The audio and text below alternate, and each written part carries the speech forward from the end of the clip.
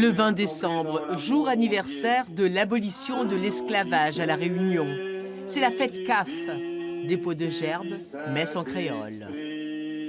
On a encore beaucoup de chaînes à lutter, à briser. Les chaînes ne sont pas forcément visibles, mais il y a des chaînes d'esclavage auxquelles nous sommes encore attachés. Il faut nous lutter encore. Il y avait des gens qui partaient au champ pour travailler de beau matin sans manger.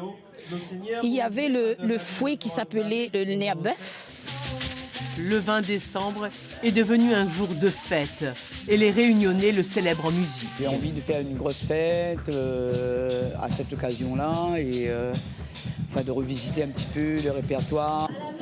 Le 20 décembre est férié depuis 1981 pour fêter la liberté dans le cadre du travail de mémoire.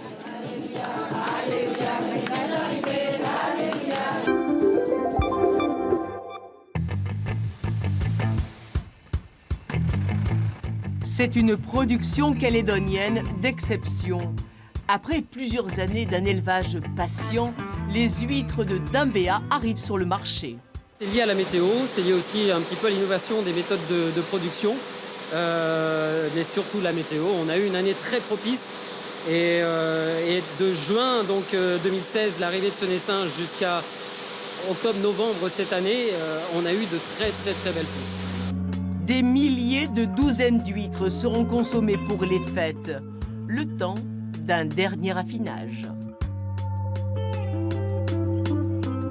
Donc on va les passer 48 heures minimum pour leur laisser le temps de rejeter toutes les petites impuretés qu'elles peuvent avoir à l'intérieur, tous les risques de contamination bactériologique aussi, parce qu'on n'est jamais à l'abri. C'est après ces traitements seulement que la fine de Dimbéa pourra trôner sur les tables de fête calédoniennes.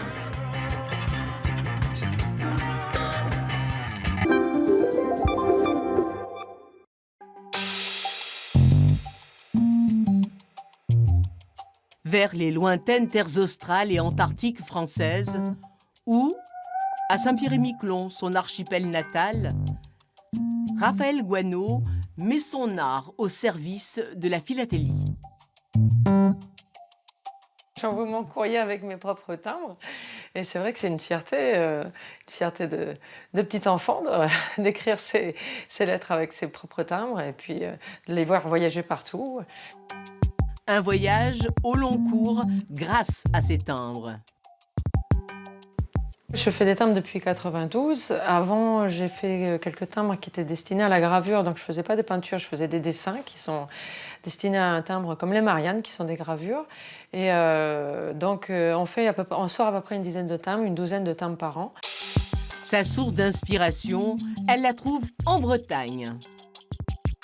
Le sujet, souvent, c'est le bateau, parce que ça m'offre des grandes plages de couleurs. Et je m'attache surtout au jeu de lumière. C'est ça qui m'inspire le plus. La Saint-Pierraise Raphaël Guano expose en ce moment à Saint-Malo.